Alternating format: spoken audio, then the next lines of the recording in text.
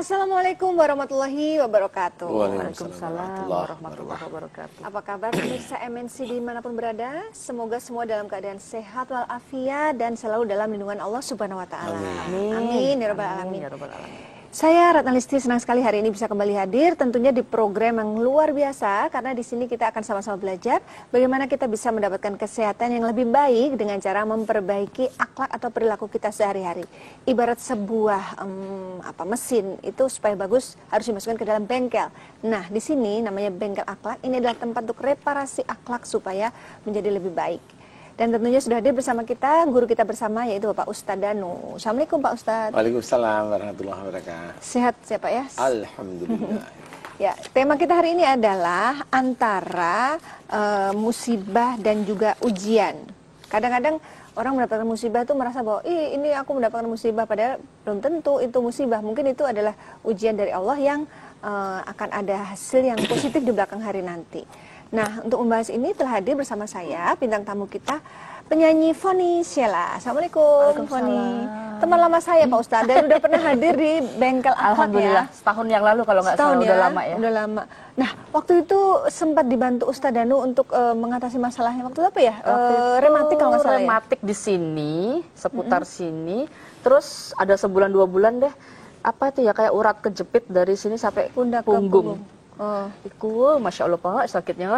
Itu sebelum syuting sakit. Sebulan 2 bulan sebelumnya. Oke. Udah minum obat, udah ke dokter sampai bosen. Ya alhamdulillah. Setelah ketemu Ustadz Danu acara bengkel akhlak. Di acara ini, alhamdulillah.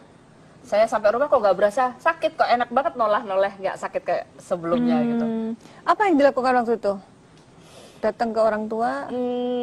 Saya kayak pengakuan dosa gitu ya. Ya di acara ini saat itu Pak Ustadz pinter banget mancing-mancing saya. Terus yang tadinya saya berasa apa ya, berasa sok gimana untuk Jaim deh gitu loh. Aduh masa di kamera nangis sih, depan TV nangis gitu. Tapi nggak tahu ngalir aja gitu. Ya ngalir. Saya mohon maaf bener-bener sama papa di sini. Ya alhamdulillah.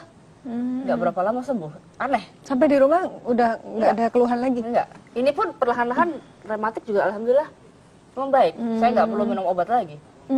Padahal biasanya kumatnya kalau sakit, lagi kalau apa aja ya. Kita kalau perempuan kan suka masak lah apalah gitu. Sakit banget, tapi alhamdulillah sekarang banyak berkurang. Asal kata Pak Ustadz, ojo dablek meneh ya. Dia ngaku sendiri Pak Ustadz. Iya. Tapi itu emang kuncinya di situ ya, harus ada keikhlasan Harus untuk ada mengakui kesalahan. kejujuran di antara kita. Jangan dusta. Alhamdulillah kalau acara bengkel akhlak ini bisa membuat kesehatan Foni lebih baik. Bukan hanya kesehatannya saja, tapi akhlaknya juga menjadi lebih baik. Insya Allah setelah ini sehat terus ya. Amin. Setelah sehat terus. Nah, tema kita adalah antara musibah dan ujian.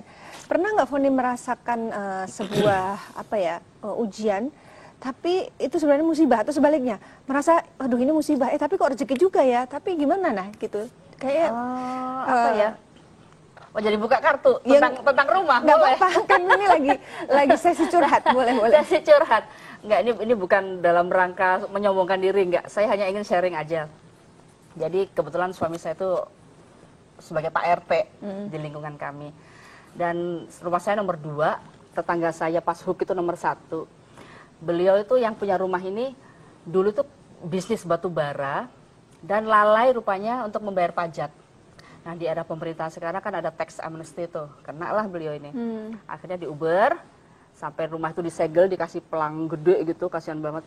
Beliau nangis-nangis karena suami saya sebagai RT, jadi minta tolonglah ke Pak RT ini gitu.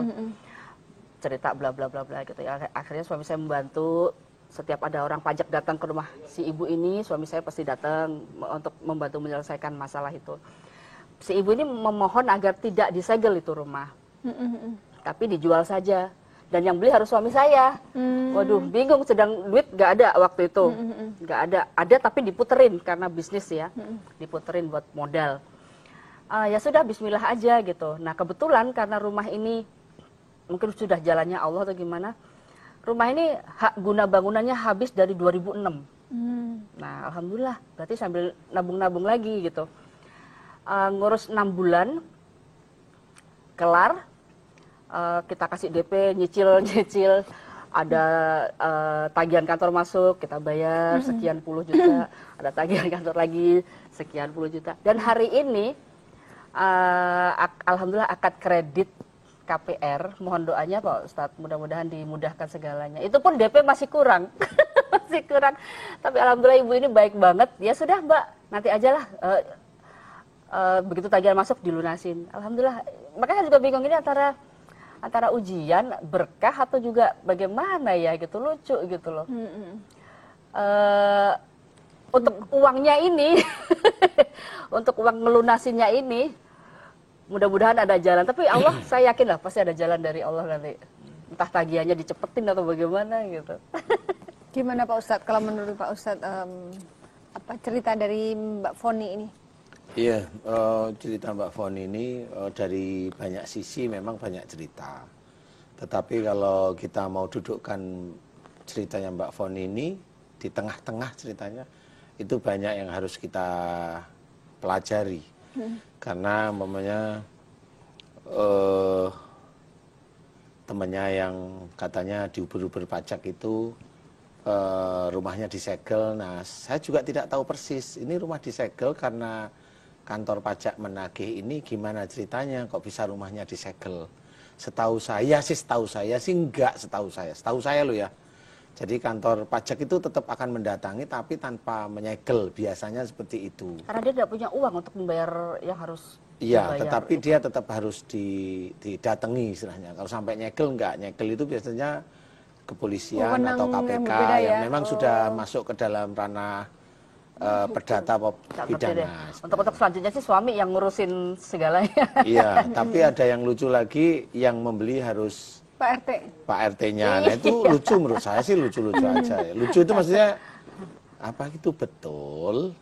Apa itu memang hanya permainan walau alam, saya nggak tahu gitu loh. Karena yang mau jual itu kan nggak mungkin. Tolong dibeli dong, gitu kan nggak mungkin. Karena gitu. saya juga bingung itu, karena dia BU butuh uang. Antara butuh uang jadi dijual rumahnya juga murah banget, atau karena tetangga jadi dia nggak mau rumah itu diambil orang lain, jadi masih ada kenang-kenangan buat dia, begitulah. Nggak tahu deh. Kalau kadang suka curhat gitu, ini kan rumah kenangan Mbak Foni, perjuangan bla bla bla bla kayak gitu. Jangan sampai dibeli orang lain, nanti kalau dibeli orang lain hilang apalah. Ya itu cara penjual lah istilahnya. Kalau saya sih marketing penjual itu seperti itu.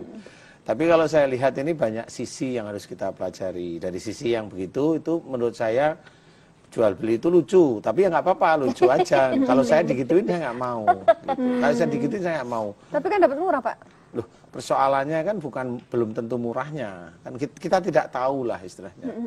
Kalau momennya kita menolong juga kita tidak tahu, karena kondisinya kan kayak Mbak Foni sendiri kan keuangannya juga mepet pada waktu itu kan ya seperti itu. Jadi itu kan kesannya memang ada yang dipaksakan. Kalau ibaratnya Mbak Foni tadi cerita mudah-mudahan Allah memudahkan, ya bisa aja semuanya terjadi dimudahkan oleh Allah Ta'ala.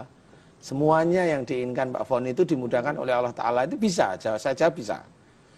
Nah bisanya ini ada pertanyaan nanti setelah dimudahkan, apakah setelah nanti Allah memberikan kemudahan pada keluarga Mbak Foni ini, Mbak Foni akan merasa bangga dengan bisa membeli rumah tersebut, akan merasa berhasil bahwa doanya dikabulkan oleh Allah Ta'ala, ataukah merasa yang lain-lain. Ini sebenarnya itu ujian berikutnya yang harus dihadapi sebenarnya. Jadi kebiasaan orang-orang, ini orang siapapun termasuk kita kali ya, itu kalau kita sudah melakukan sudah mendapatkan suatu keberhasilan, ini kita jadi sombong begitu.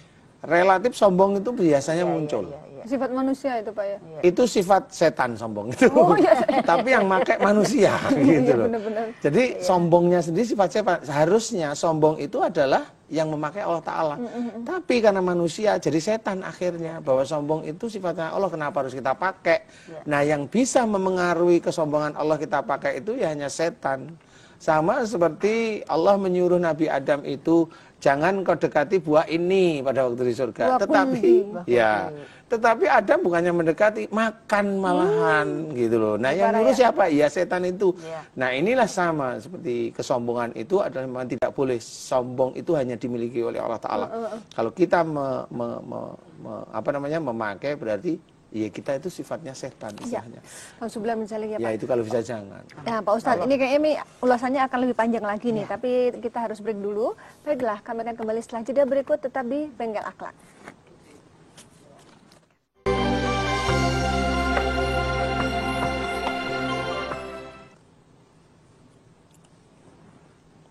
Ya pemirsa, terima kasih Anda masih bersama Bengkel Akhlak. Ada Ustadz Danu di sini, ada Ratna Listi dan juga ada Foni Sheila, dan kita sedang membahas tema antara ujian dan musibah. Nah, dari cerita Foni Sheila tadi, Pak Ustadz sudah memberikan banyak ulasan bahwa ini loh banyak pelajaran yang bisa kita ambil dari kasus ini. Apalagi nih Pak Ustadz pelajarannya? Ya sebenarnya yang harus kita ketahui adalah Allah memberikan sesuatu setiap saat kepada kita itu yang dilihat dari Allah Ta'ala. Iman itu berarti yang diberikan ujian sebenarnya. Jadi salah satunya wa ja'alna ba'dakum li ba'din fitnatan atas birun. Jadi di situ diceritakan bahwa sungguh aku ciptakan kamu ujian bagi yang lainnya, apakah kamu sabar. Nah di sini diceritakan bahwa seseorang itu ujian bagi yang lainnya. Dan ditanyakan pada Allah Ta'ala, apakah kamu sabar? Berarti yang dicari oleh Allah Ta'ala yang akan dilihat kesabaran. Nah kesabaran ini adalah milik para orang yang beriman sebenarnya. Makanya di situ ujian ini diberikan oleh Allah Ta'ala kepada orang yang beriman. Jadi yang dilihat imannya. Itu ujian, apapun bentuknya. Contoh kayak mamanya cerita Mbak Foni. Itu memang dilihat, Allah bisa saja memberikan. Sampai terakhir lunas semuanya diberikan. Nah, pada waktu diberikan itulah sadar nggak kita gitu. Padahal yang mau diperlihatkan pada Mbak Foni itu adalah ma'asobaka min hasanati faminallah wa ma'asobaka min syai'atin famin nafsik. Itu diceritakan apa saja nikmat yang kau terima itu dari sisi Allah, nikmat yang kau terima itu dari sisi Allah. Dan apa saja musibah yang kau terima dari perilakumu sendiri. Nah, pada waktu seseorang, nggak usah Mbak Foni aja, semua orang pada waktu diberi nikmat itu salah satunya ada doanya dikabulkan, kan gitu. Atau dia tiba-tiba mendapatkan sesuatu dari Allah, apapun bentuknya itu pasti nikmat dari Allah Ta'ala. Itu sebenarnya ujian dari Allah Ta'ala. Nah ujian bentuknya apa? Nah pada waktu nikmat diberikan, bersyukur tidak, kan gitu. Apakah yang keluar, tadi Mbak Foni sudah benar cerita, apakah yang keluar ada kesombongan? Nah karena rata-rata manusia, nggak usah kita cari orang-orang yang lain, di diri kita sendiri atau saudara-saudara kita yang muslim itu, biasanya kalau diberi suatu kenikmatan itu yang muncul malah sombongnya. Iya, contoh dikasih anak pintar, coba itu ibunya cerita itu udah dilihat bangga banget. Jadi bangga banget. Nah itu tidak ada muncul Allahnya sama sekali loh. Karena kami dari keturunan berpendidikan, kami dari ini, pasti begitu. Apakah dengan berpendidikan itu bisa meyakini bahwa berpendidikan yang dia maksud itu bisa menjadikan masuk surga di kemudian hari, wallahu alam. Tapi kalau itu menjadikan kesombongan, menjadi bangga yang berlebih, itu malah bisa masuk neraka. Tapi kalau dia mengucapkan, alhamdulillah ya anakku hebat, alhamdulillah anakku keterima ini, kerjanya ini, itu gimana? Boleh, tetapi pertanyaannya ada yang tanya enggak? Enggak, saya hanya tanya begitu. Jadi gini aja Pak, kalau saya gini kan tiba-tiba ada seorang ibu yang cerita, anak saya ini loh lulus sekolah loh. Nah itu sombong, langsung titik itu sombong. Makanya saya tanya, ada yang tanya enggak? Nah kalau saya ya gitu Pak, saya bilang, siapa Bu? Anak saya. Terus saya bilang, bukan, yang nanya siapa gitu. Gitu Pak. Jadi memang seperti itu. Jadi sebenarnya suatu kenikmatan yang diperoleh seseorang, siapapun, entah kita atau siapapun, itu dari sisi Allah. Kalau sudah dari sisi Allah, itu banyak ayat-ayat yang menghubungkan la in syakartum la azidanakum. Jadi betul-betul pada waktu kita diberi nikmat oleh Allah Ta'ala, apakah kita mau bersyukur kepada Allah, sehingga nikmat itu akan ditambah. Padahal tambahnya nikmat, ujiannya kan tambah banyak. Nah, kebanyakan kita manusia itu lalai, baru dikasih ujian satu aja lalai. Udah ngeluh. Sudah ngeluh, udah sombong, udah begini, udah begitu ya. Gitu? Coba kalau anak itu di keluarga ada 3 anak atau 4 anak umpamanya. Satu dikasih anaknya, satu itu pintar.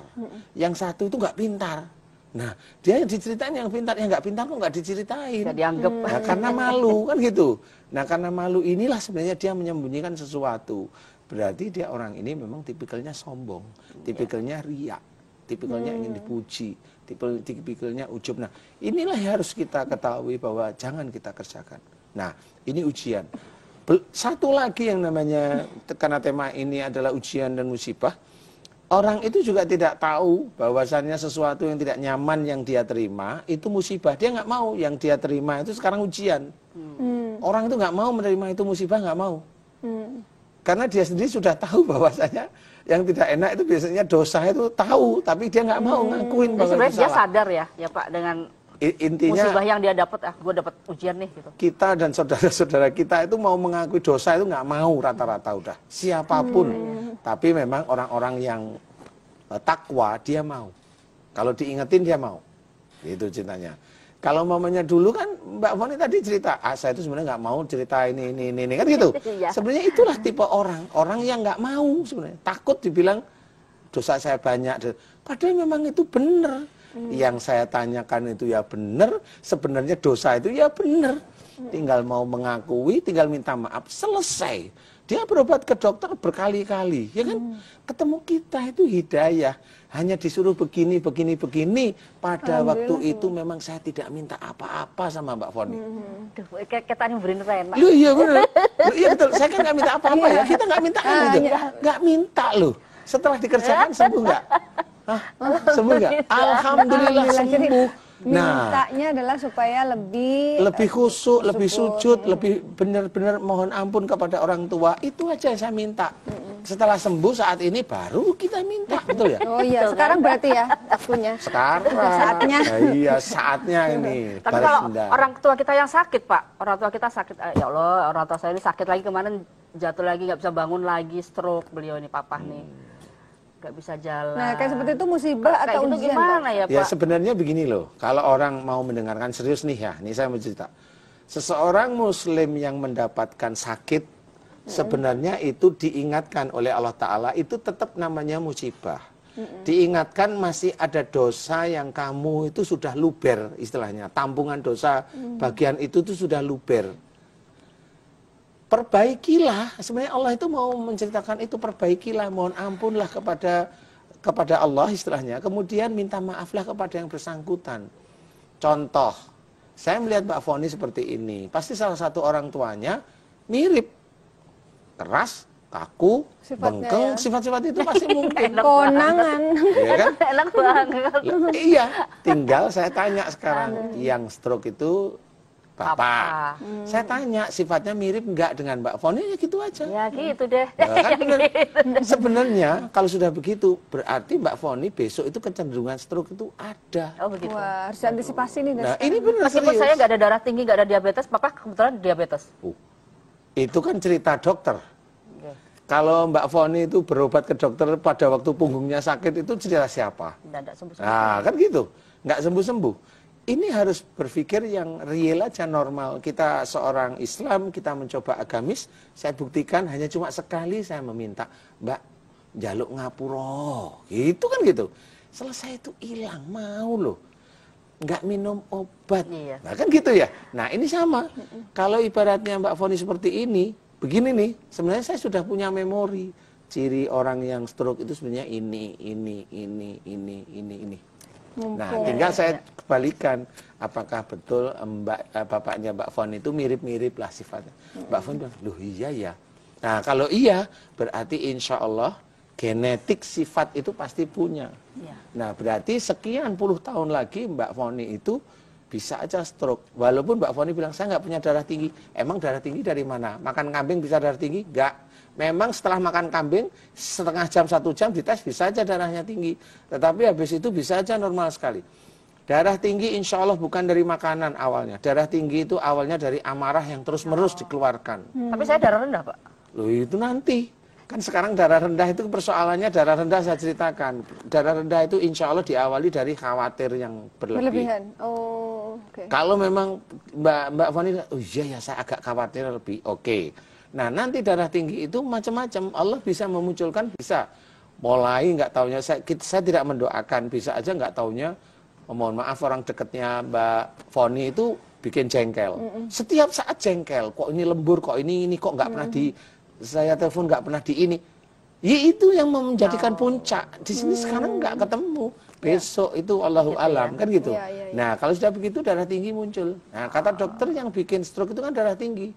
Memang betul pada waktu stroke itu muncul biasanya darah tinggi. Tapi belum tentu orang darah rendah itu nggak stroke. Belum tentu. Belum tentu. Nanti kita akan bahas lebih lanjutan dulu ya. Kami akan kembali setelah jeda berikut. Tetap di Bengkel Akhlak.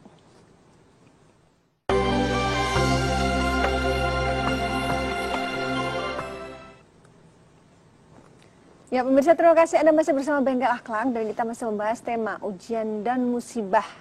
Masih ada Ustaz Danu, Ratna Lesti dan juga Foni Sheila. Ya Pak Ustadz bisa dilanjutin lagi Pak? Saya mau nanya lagi.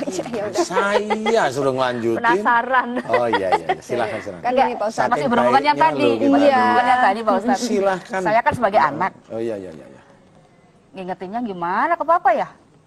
Papa ini sakit karena pasti ada sesuatu. Oh, nggak enak Pak, gimana ini? Suruh nonton Bengkel Akhlak aja. Ya, suruh nonton Gimana? Bengkel Akhlak Setiap aja. pas ditayangin puter TV-nya kencengin suaranya gitu. Nah, itu salah satu cara. Karena memang beliau kan agak sulit dikasih masukan juga kan. Bener nggak sih? Iya. Nah, iya, itu sudah ciri karena udah hafal. Jadi orang-orang punya penyakit ini tuh punya ciri sifat. Jadi istilahnya kalau ada penyakit itu menurun genetiknya, kalau saya itu menurun sifatnya aja. Jadi bukan ini, dilihat itu bisa dari tata bahasa, bisa dari gerak-gerik tubuh, bisa dilihat bahwa oh ini sifat dari ini, nanti dia penyakitnya begini, insya Allah bisa dari situ. Nah, cara memberikan nasihat ya memang salah satunya, kalau memang Mbak Foni memang agak susah, ya melihat acara kita. Betul-betul melihat acara kita, biar hati beliau itu terbuka sebenarnya. Karena tidak banyak orang yang tahu bahwa persoalan hidup ini itu sebenarnya bisa diselesaikan menurut secara Islami. Orang itu hanya diselesaikan secara psikologi, secara ini. Enggak, Islami bisa kok. Masalah rumah tangga bisa. Bagaimana suami saya begini, sudah doa begini, alhamdulillah dikabulkan oleh Allah Ta'ala. Anak saya begini, ya udah doanya begini. Sebenarnya itu Islami.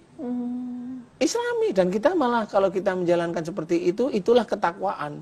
Ya, betul. Sebenarnya itu kalau kita mau, saya nggak berpikiran miring tentang teman-teman yang di sebagai seorang psikolog ya, psikiater, atau juga miring terhadap teman-teman yang dokter. Enggak. Ini sama-sama memecahkan masalah. Yang ini Islami, yang sono ini Medis. Sudut pandangnya beda. Iya, lihat pandangannya beda gitu. Tapi sudah dibuktikan dan benar, serius. Kita alhamdulillah diizinkan oleh Allah Ta'ala menyelesaikan banyak masalah. Termasuk menyelesaikan yang namanya ada santet di tubuhnya yang kemarin itu. Ya. Itu saya ajari doa aja selesai. Yang panas sudah bertahun-tahun itu. Nah, itu saya ajari, nih loh caranya saya santet, silahkan. Itu langsung hilang. Sampai seperti itu. Kalau teman-teman dokter nggak bisa. Beda ya? Seorang Metodenya psikolog, beda ya? iya nggak bisa karena nggak ngerti. Dasarnya bukan dari Ilmunya Islam, beda ya? ilmunya beda, ilmunya ilmu Barat, di mana ilmu Barat itu nggak paham masalah itu, tetapi malah bisa aja, wah ini psikis, wah ini, jadi malah lucu semua, dia sendiri ngandalin psikisnya, tapi dia nggak bisa menyelesaikan secara psikis. Nah, ini yang harus kita ketahui bahwasanya musibah itu tetap ada. Selain ujian yang tadi saya ceritakan, musibah itu ada. Nggak perlu malu kita itu mengakui kita mendapatkan musibah. Musibah di salah satunya dijadikan dalam salah satu ayat Allah, wa ma asabakum min musibatin fabima kasabat aydikum. Apa saja musibah yang engkau terima itu disebabkan dari buah tanganmu sendiri. Nah, Benar, berarti Allah itu sudah menuliskan bahwa seorang manusia walaupun dia seorang muslim, dia pasti masih banyak melakukan dosa. Iya. Jadi Allah memberikan ini loh musibahmu. Sebenarnya musibah itu diberikan itu agar orang muslim tersebut itu faham masih ada salah, masih ada dosa dan sudah penuh dosa kita. Makanya musibah itu diberikan agar dia kembali ke jalan Allah, agar dia mau tobat. Watubu ilallahi jami'an ayyuhal mu'minun, dan bertobatlah kamu sekalian hai orang-orang yang beriman. Jelas sekali. Berarti bertobat itu suatu kewajiban bagi kita, karena walaupun kita beriman, walaupun kita itu mengakui Allah, walaupun kita itu sudah sholat, kita itu ditulis oleh Allah Ta'ala banyak dosa. Jadi jangan malu mengakui, wah Allah saja sudah menulis, kok kita malu mengakui, maunya nggak mau cerita. Kan gitu. Malu kali Pak. Kalau seorang bayi Pak, Hah? seorang bayi baru lahir atau di dalam kandungan dia sudah menderita sakit parah, misalnya leukemia atau apa, atau Iya, apalah, itu gimana? Masa bayi itu udah berdosa?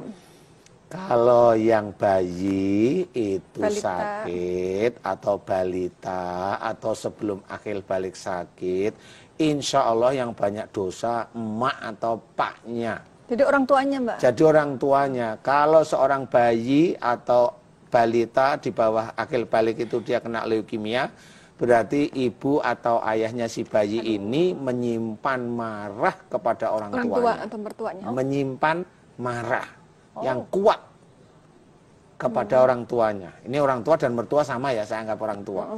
Insya Allah itu. Loh kenapa? Mamanya Mbak Foni tanya, loh kenapa Ustadz berani cerita?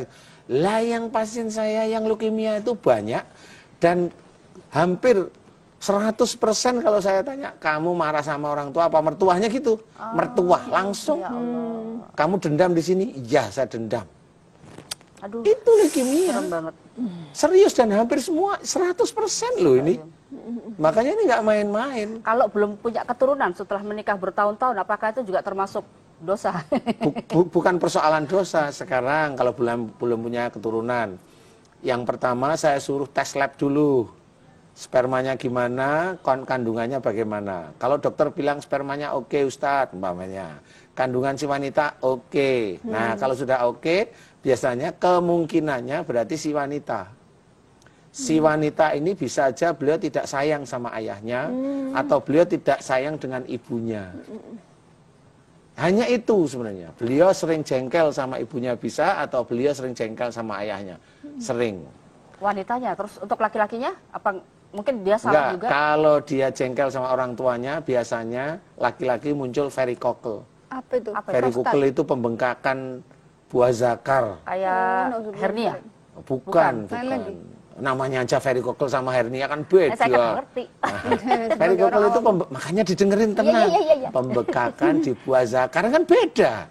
Hernia kan di perut kan beda tuh. Nah, di situ biasanya kalau laki-laki begitu. Kecuali kalau dokternya bilang spermanya nggak beres, kan spermanya. Berarti laki-lakinya yang nggak beres. Nah, itu baru diulas. Spermanya nggak beres itu kenapa? Morfologi tampilannya sperma itu benjo-benjo mamanya. Atau ekornya banyak yang tidak ada, atau tidak mau bergerak spermanya, atau cairannya terlalu kental atau terlalu cair, seperti itu. Nah ini baru laki-lakinya kita kupas. Kalau spermanya itu dokter yang ahli. Masalah sperma. Iya, kalau sudah dokter bilang spermanya ekornya terputus, saya langsung tahu nanti insya Allah langsung tahu. Oh berarti tipikalnya masnya itu begini. Nah kalau sudah begini, udah diam sebentar harusnya. Oh iya. Terus bagaimana saya memperbaiki? Kamu harus minta maaf seperti ini, serius dan jangan begitu lagi. Itu spermanya sekitar 1 bulan lah, itu normal lagi.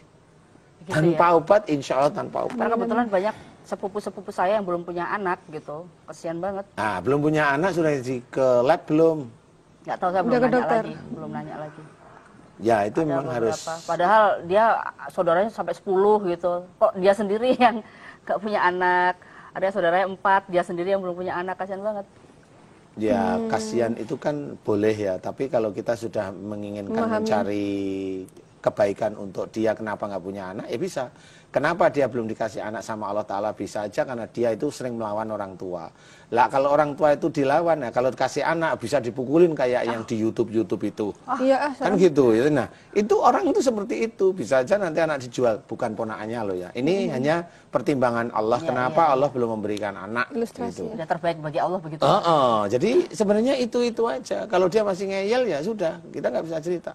Karena memang orang yang dengan normal dites sama dokter nggak punya anak, kemudian kenapa? Mamanya bayi tabung mamanya. Kan saya juga sering punya pasien yang nggak punya anak, kemudian saya kasih tahu, paham, alhamdulillah punya anak. Padahal udah bayi tabung, udah 2-3 kali bayi tabung nggak bisa. Ditabung itu alhamdulillah hidup, dimasukkan ke rahim mati. Oh, kalau situ langsung paham. Biayanya lumayan. Ya enggak lah. Demi anak kan enggak ada biaya yang gitu ya. Betul. Apa sih yang lebih penting dari anak? Apa sih yang penting kalau enggak demi anak kan gitu ya? Perjuangan. Di situ sebenarnya bisa diceritakan, ada ilmu yang harus dipelajari di Nah, situ. ilmunya tuh kita mau belajar tapi nanti ya Pak setelah sudah ini. Baiklah, kami akan kembali setelah jeda berikut tetap di Bengkel Akhlak.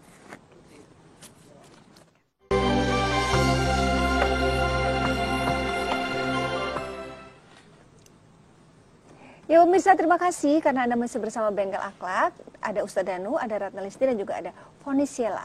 Tadi Ustadz Danu akan memberikan ilmu yang dibutuhkan ketika kita sedang berupaya untuk bisa mendapatkan keturunan. Saya rasa pemirsa juga banyak yang membutuhkan ilmu yang akan disampaikan oleh Ustadz Danu ini. Silakan Pak Ustadz. Iya, ya pertanyaan ini kan mewakili banyak pemirsa ya? Pemirsa sebenarnya. Jadi banyak yang belum punya keturunan. Banyak yang sudah berusaha bayi tabung sampai dokternya itu pusing, walaupun pusing tetap udah kesini aja gitu aja ya. Jadi intinya adalah secara Islami itu insya Allah gampang sih. Insya Allah gampang, kalau menurut saya gampang ya. Gampang itu maksudnya itu nggak aneh-aneh, mikirnya itu ya mudah gitu. Contoh mamanya, kalau memang spermanya normal, kemudian si wanitanya normal, itu biasanya si wanita ini ada kejengkelan dengan ayah atau ibunya. Itu aja. Nah, tinggal nanti dicek aja, kita ngecek sendiri siapa yang jengkel. Kemudian kalau umpamanya si wanita ada kista, jelas kista itu di daerah mana. Di daerah ovarium atau di daerah rahim atau daerah mana. Itu nanti ketemu semuanya satu-satu. Kemudian kalau persoalan nanti di prianya, spermanya itu morfologinya itu nggak beres, pinju-pinju, semua struktur spermanya lengkap, ada kepala, ada ekor, gerakannya normal namanya. Nah, kalau pinju-pinju ini kepalanya, morfologinya ini nggak bagus, biasanya orang ini punya tipikal itu apa yang dia berikan bentukannya nasihat atau masukan itu biasanya tidak sesuai dengan apa yang dia kerjakan. Istilahnya seperti itu. Nah, ini nggak akan ketemu. Gak ada bukti gitu. Ya, seperti itulah.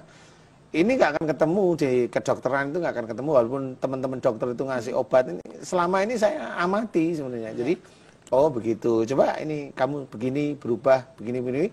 Alhamdulillah morfologinya gitu ya? Normal lagi gitu. Kemudian kalau ekor kepotong, ekor kepotong itu bingung juga dokternya, gizinya kurang kayak ini. Kalau saya ekor kepotong itu gampang, ekor itu untuk lari kan gitu. Kalau ini kepotong, ini orang ini biasanya kalau dia melakukan sesuatu kegiatan, keinginan itu dilakukan. Kalau ada orang yang nggak suka, dia mutung, orangnya mutung itu apa namanya? Apa ya? Putus asa. Nah, putus asa, ngambek lah. Yang ringan itu ngambek. Nah, ini ekornya itu terpotong sebenarnya. Nah, itu dilakukan terus-menerus. Nah, pada waktu dia sudah menikah, dia begitu, nggak bisa loh, ini ekornya kemana? Nggak ketemu-ketemu. Nah, disinilah sebenarnya cara-cara kita Islami itu memberikan, oh kamu hobinya ngambekan ya kalau ada persoalan. Baru dia iya. Nah, ini kalau ngambekan ini, kalau ini spermanya rusak, berarti seringnya kamu ngambekan dengan orang tua. Entah sama ayah, entah sama ibu. Baru dia gitu ya. Oh gitu, yang saya sering memang sama ayah. Ya sudah, kamu minta maaf. Habis itu nanti sekitar 1 bulan itu udah normal. Insya Allah itu normal lagi gitu loh. Jadi gampang sebenarnya. Kalau adik saya, adik saya nomor 3, ipar. Belum punya anak juga. Itu karena harus ditiup atau gimana gitu, punya miom atau kista. Ya, kalau tiup itu kan banyak yang mau niup. Ya, iya. Pak Ustadz mulai Duh, gimana kan? banyak suka relawan. Gimana saya nggak ngerti juga. Lah saya juga Tapi nggak saya pernah tahu. dengar istilah kedokteran ditiup itu apa sih, kurang paham juga ya. Apa? Saya juga nggak tahu, tapi kali aja saya ngarang-ngarang aja ya. Kali itu apa namanya itu saluran sel telurnya. Jadi dari mulai rahim menuju ke arah sel telur menuju ke arah ovarium ya. Itu kali yang lengket sehingga ditiup kali gitu loh. Karena itu kan kecil ya. Jadi kali itu yang ditiup. Nah kalau seandainya dihubungkan dengan akhlak, apa yang harus diperbaiki dari pasien ini Pak Ustadz? Biasanya anak ini, ya ini kali apal ya, karena itu ipar ya. Biasanya apal nih. Sifatnya itu kurang komunikatif biasanya. Bener ya? Bener. Bener ya? Maaf ya dek. Kurang komunikatif orangnya itu, jadi Iya, banyak diem. Iya. Introvert atau gimana? Kurang. Ya kalau dibilang gitu itu deh. agak Agak. menuju betul. Agak. Pokoknya kurang komunikatif lah. Jadi kesannya sama keluarga tuh kurang deket. Padahal sebenarnya dia baik. Iya. Dia baik, kalau ada ponakan datang dia punya rezeki dibagi. Cuman karena komunikasinya sifatnya Kurang komunikatif pendiam, aja, ya pendiam ya gitu. Nah ya itu makanya ini kan nggak ketemu Ya sama merinding. nggak ketemu sama teman-teman dokter itu nggak ketemu. Merindingnya Jadi- karena kedinginan. Jadi memang seperti itu. Jadi kita itu memberikan jalan yang ringan sebenarnya. Oh kurang komunikatif ya coba mulai sekarang itu banyak tanya, ngobrol enaknya. Oh, itu buka sendiri kok. Itu sunatullah itu sudah begitu. Jadi orang kalau dia melakukan kekurangan, kesalahan atau dosa, tubuh itu akan bereaksi dia. Untuk menjadikan seorang itu dapat musibah, itu sudah di-setel sama Allah Ta'ala. Agar orang itu kalau dia tidak sakit itu sombong nantinya. Iya. Sebenarnya prosesnya itu seperti itu. Dan bukan juga kalau orang tidak sakit itu tidak banyak dosa. Enggak. Belum aja dia kan gitu. Apalagi kalau dulunya dia ngawur, dulunya oh ya belum, tunggu aja. Jadi nggak boleh kita protes. Oh kalau saya itu kan saya sering ke masjid kayak ini. Kok saya gampang sakit? Wah itu teman saya preman, dia sering begini. Malah Kok sehat dia nggak terus. sehat-sehat terus? Lah yang preman walaupun tetangga dia kan nggak pernah cerita curhat sama dia. Ya jangan protes lah. Nah kalau memang kita itu betul-betul serius, ibadahnya bagus, itu gampang kok diingetin sama Allah Ta'ala ini ya seperti itu. Nah sama kayak iparnya Mbak Foni. Kenapa saya? Loh kok Ustadz bisa tahu? Lah kan saya meneliti. Pura-puranya. Etok. Padahal ya Mbak Foni kayak melihat majalah. Iya, saya kan meneliti sebenarnya. Ya, daripada Ustadz saya tahu ngomong aja. gini kan enggak. Ya saya kan meneliti. Oh bisa tahu toh. Kalau itu orangnya kurang komunikatif. Iya itu saya teliti. Makanya waktu ngomong begini saya hafal gitu. Oh itu kurang komunikatif. Bener, merinding. Gitu. Tapi emang yang tahu kan, oh pasti hafal nih kayaknya Mbak Foni dengan Ipar. Iya, kurang komunikatif langsung. Oh iya loh. Lah ini kalau seandainya dia pengen memberikan nasihat untuk adiknya, apa yang Bingung dilakukan? juga. Nonton pengen Nanti malah akhlak. dipikir itu kan Sok tahu. Ini sok tahu nih Mbak nih bilang gitu. Jadi Kalau nggak gitu ajak nonton ya Pak Ustadz. iya memang harus nonton atau ketemu Pak Ustadz. juraganya langsung. Silakan datang ke alamat di bawah ini. Saya ini sering nonton acara ini dan penasaran banget. Pak Ustadz kan sering memberikan solusi bagi kita semua yang sedang sakit. Mohon maaf sebelumnya. Mohon maaf banget.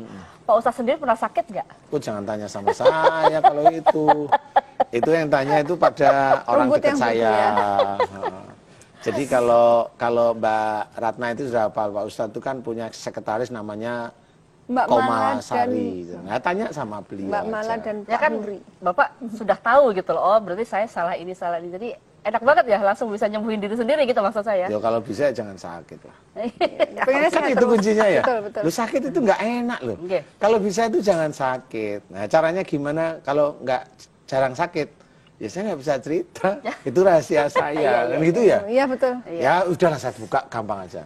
Gimana Pak? Kalau ingin memang jarang sakit, Berbuat nggak baik. ingin sakit, jalanin apa yang dalam Quran, hadis Nabi dan Amin, kerjakan sunnah. Udah.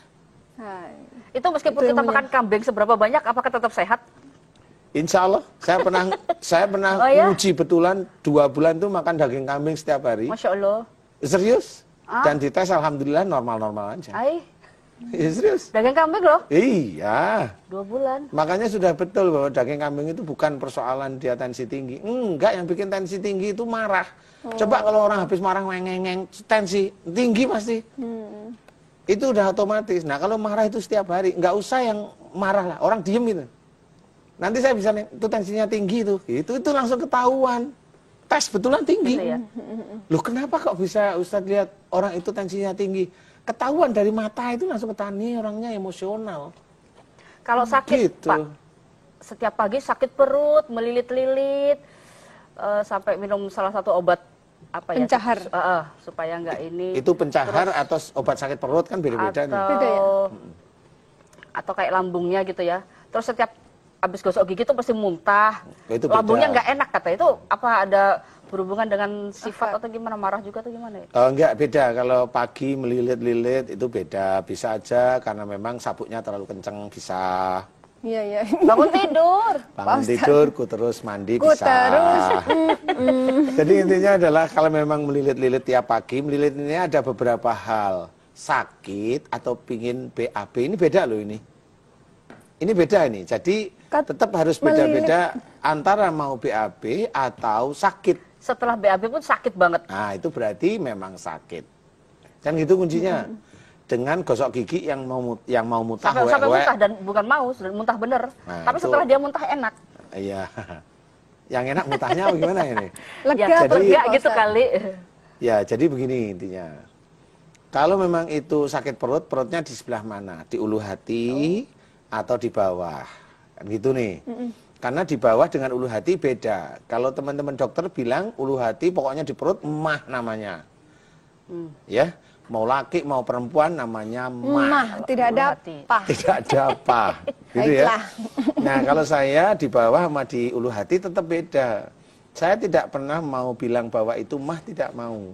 Nah, yang biasanya membedakan itu, ini yang mau ditanyain ini yang atas apa yang bawah nih, Mbak? Waduh, saya enggak tahu. Pokoknya melilit banget, sakit banget gitu. Melilit itu di ulu hati sini atau di bawah? Nih beda loh, tinggal diingat-ingat. Oh, di sini nih kayaknya.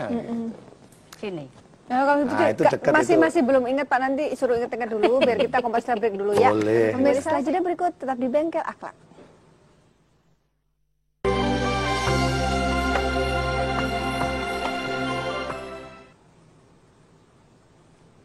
Ya pemirsa, terima kasih Anda masih bersama Bengkel Akhlak. Ada Ustadz Danu, ada Ratna Listi, ada Foni Sheila.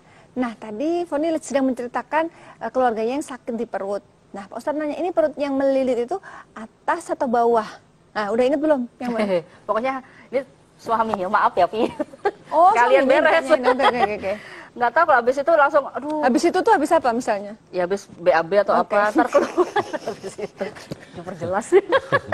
Terus Terus udah langsung ke rumah sakit banget, ambilin obat itu deh gitu. Biar nggak apa diare atau apalah. Terus pegang sini, kalau nggak salah sini atasnya. Perut bawah maksudnya ya itu Atas ya. tuh. Itu perut Tengah bawah. kali Itu maksudnya. bukan bawah perut kayaknya. Perut bawah. Lu kan beda. Tegas lagi, Udah nggak ngerti yang mana. Malam Jumat sama Jumat malam kan beda. sama itu Pak. Malam Jumat itu berarti Malam Kamis besok malam. iya, dan besoknya Jumat Sabtu. malam berarti Itu besoknya Sabtu Sabtu. juga. Kan gitu. Malam Jumat itu Kamis malam, kalau Jumat Pemirsa. malam itu Jangan bingung ya pemirsa. Ini hanya intermezzo saja. ini primbon. Jadi kalau suaminya Mbak Foni ini ada dua kemungkinan aja. Kemungkinan pertama beliau bisa aja memang orangnya agak pendiam. Iya. Tetapi beliau sering kalau di dalam keluarga itu agak gampang tersinggung walaupun kadang nggak bisa dikeluarkan. Jadi marah tapi marah bener sih, tapi ya diem. Tapi beliau marah ini nomor satu. Tinggal nomor satu ini bener apa enggak saya nggak Bener tahu nggak? nih. Jangan marah ya. Kan mau diobatin. Ya bener. Bener ya. Ya sebenarnya gampang tersinggung cuma diem. Ya gimana nggak tersinggung, mau istrinya kayak begini kayak kuda Nah itu loh, lumping begitu. itu kontras ya Pak. Suami Kuda pendiam, lumping maksudnya istrinya jingkrak-jingkrak gitu loh maksudnya itu. Lah ini wanita kurang feminin. tapi di situ justru jodohnya di situ Pak. Iya Ustadz. iya, saya Kalau tahu. dua-duanya dia Iya, gimana iya. Pak? Suaminya Ustadz? sering bilang, kamu itu lemah, cewek, ya ampun duduk. Suaminya sendiri Duduknya protes. ngongkong gitu kan. Duduknya gagah perkasa. Anaknya ketawa Pak Ustadz, ketawa anaknya. Cewek duduk kayak warok gitu. Nah ini Kalau tomboy saya tuh tomboy banget aslinya. iyalah. Ngomong jenengan belum lahir aja saya sudah tahu kamu tomboy. Sebenarnya itu nomor satu. Kemudian kalau nomor dua ada yang aneh menurut saya. Kalau beliau sudah keluar itu nyaman kan. Nah tipikal itu bukan tipikal sakit perut biasanya. Terus? Itu tipikal ada ilmu. Oh. Jadi itu tipikalnya ada ilmu. Ada jinnya suaminya. Ya, ada ilmu biasanya. Jadi kalau udah keluar itu enak. Nah, itu ilmu kalau itu sudah. Ada ilmu, entah itu ilmu turunan, itu biasanya suami nggak nyari biasanya kalau sudah begitu.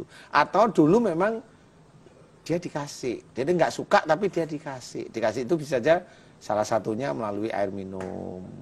Ya, itu dikasih untuk apa? Wallahu a'lam, saya nggak tahu. Tetapi itu ciri ilmu. Itu ciri ilmu seperti itu.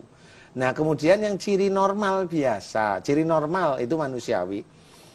Itu kalau orang sikatan, gosok gigi, gosok gigi, itu kalau sudah mulai kena geraham yang belakang-belakang, atas bawah itu ke deket-deket pangkal lidah sana, itu otomatis hoek gitu. Itu normal kalau saya. Makanya saya amati, oh kok habis hoek kok enak ya perutnya. Nah, ini beda dengan habis hoek gimana? Oh, kalau itu kena pangkal-pangkal hoek sih.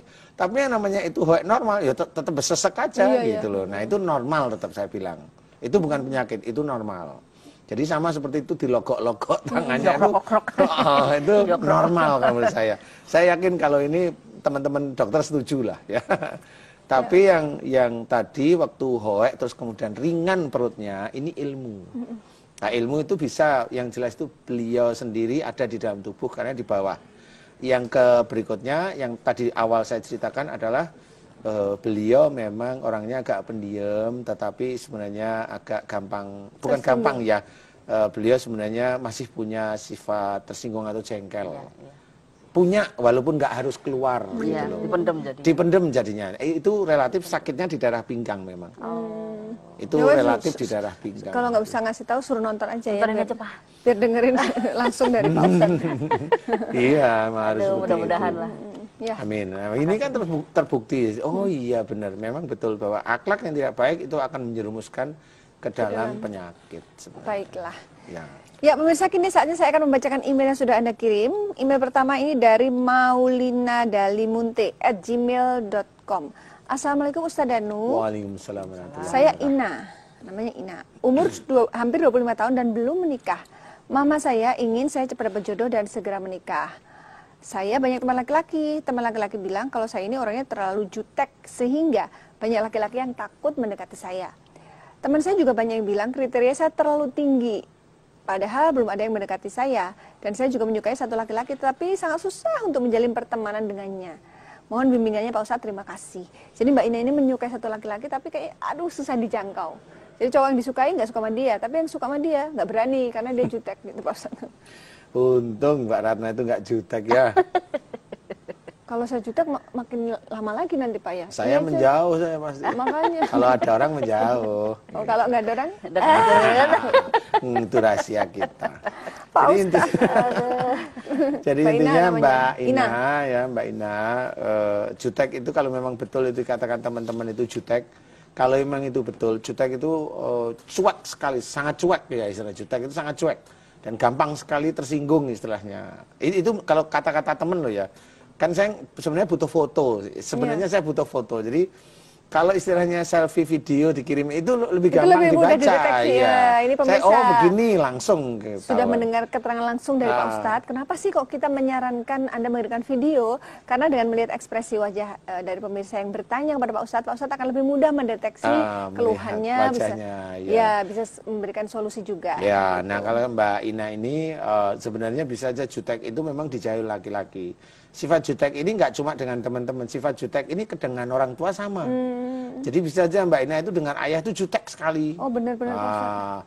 Dan ibu juga sama jutek. Jadi intinya kurang gitu, komunikasi. Ya. Anak saya yang nomor 2 adiknya Reki yang cewek itu kadang ngomongnya jutek gitu. Nah, ini bisa menjadikan nanti kalau seseorang wanita itu kurang akrab dengan ayahnya, biasanya nanti jarang laki-laki mendekat. Itu saya juga tidak tahu kenapa.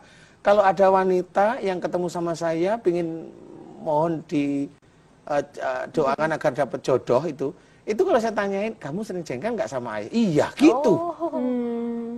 Itu, oh ya sudah kamu nanti minta ampun sama Allah, kemudian minta maaf sama ayah. Benar-benar serius. Itu rata-rata nanti malah ada yang datang kemudian ngelamar. Itu sering, betul-betul sering. Jadi ini walaupun kita kelihatan bercandaan, kelihatannya, tetapi ini serius saya ceritakan. Jutek yang terlampau yang kuat sekali itu juga tidak baik. Jutek itu pada orang berbuat jahil, berbuat dolim, itu boleh lah. Tetapi kalau orang biasa nggak usah lah. Pas dirubah sifat-sifat yang kurang pas itu di hadapan Allah. Coba dengan orang tua, khususnya orang tua dulu jangan jutek. Kemudian dengan teman-teman yang laki, cobalah membuka hati, senyum.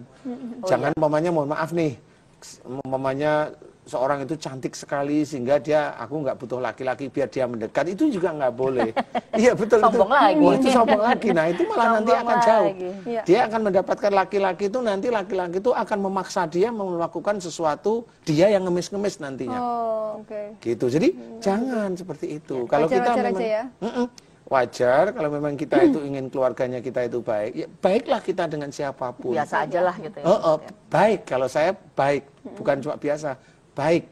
Sehingga nanti Allah akan menata keluarga kita juga baik nantinya. Amin, amin ya. Kan Baik. gitu ya. Jadi coba Mbak Ina diingat-ingat juteknya dengan orang tua itu pada siapa, ayah atau ibu, kemudian dirubah dan kemudian mulai punya pikiran yang baik terhadap teman-teman dan jangan menutup diri, membuka hati aja kepada siapapun dan jangan memaksa diri untuk mendapatkan laki-laki yang disukai. Kalau laki-laki itu memang tidak mau, bisa aja memang itu belum jodohnya Mbak Ina. Iya. Ya, nggak usah memaksa. Doalah pada Allah Taala. Kalau Mbak Ina memang serius sering menonton acara Bengkel Akhlak ini, saya yakin Mbak Ina termasuk orang-orang yang ibadahnya cukup bagus. Ya, Mohonlah kepada Allah Taala, mohon ampunan kepada Allah, minta maaf kepada orang tua dan perbaiki hubungan.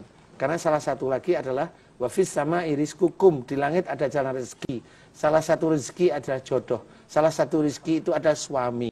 Salah satunya bagaimana cara mendapatkan suami atau jodoh? Innahum kanu qabla dzalika muhsinin. Sesungguhnya mereka di dunia senantiasa berbuat kebaikan. Enggak boleh jutek. Jadi nggak ada kata-kata jutek, nggak ada kata-kata cuek. Semuanya kebaikan dalam Quran. Makanya saya ceritakan, berbuat baiklah kepada ibu bapak, berbuat baiklah kepada teman-teman. Kemudian silahkan dibuka hatinya, ikhtiar silahkan, ta'aruf silahkan. Mudah-mudahan Mbak Ina dapat jodoh yang soleh. Amin, amin ya Allah. Terima kasih. Senyum kan bagian dari ibadah. Ya, kita doakan Mbak Ina. Ya, baik Pak Ustadz, singkat saja kesimpulan dari tema kita, ujian dan musibah. Ujian dan musibah sebenarnya diterapkan oleh Allah Ta'ala kepada kita, bisa ujian sendiri, musibah sendiri, atau ujian dan musibah itu bersama-sama ada. Biasanya ujian dan musibah bersama-sama itu biasanya musibah dulu baru ujian. Jadi itu bersama-sama, beriringan itu. Nah kalau itu salah satunya umpamanya anak yang sakit, nah itu musibah. Tapi itu juga ujian. Anak yang sakit belum akil balik itu musibah bagi orang tuanya sehingga sedih. Tapi itu ujian. Ujian kenapa? Dia harus berubah si orang tuanya. Dia harus kembali ke jalan Allah, dia harus bersikap bagaimana. Nah itu bisa saja beriringan. Tapi intinya adalah jangan sampai kita itu sombong atau kita tidak mau mengakui kekurangan kesalahan kita hanya karena kita itu ingin diangkat oleh orang lain atau kelihatan eksis. Jangan. Nah, kita harus paham bahwasanya bahwa ujian dan musibah itu tetap harus kita hadapi selama kita ditakdirkan hidup di dunia ini sampai akhir hayat kita, pasti itu akan terjadi. Akan terus menerus kita akan jangan sampai lupa, tetap mohon ampun, tetap mohon ampun kepada Allah Ta'ala karena dosa kita tidak tahu. Baik. Ya, terima kasih Pak Ustadz sudah berbagi ilmu dengan kami. Terima kasih Mbak Foni Sela sudah hadir kembali di acara Bengkel Akhlak, dan terima kasih pemirsa yang sudah setia menyaksikan acara Bengkel Akhlak ini. Semoga acara ini bisa meningkatkan keimanan dan ketakwaan kita kepada Allah Subhanahu wa taala. Akhirnya saya Ratna Lisi pamit. Terima kasih. Wassalamualaikum warahmatullahi wabarakatuh. Waalaikumsalam warahmatullahi wabarakatuh.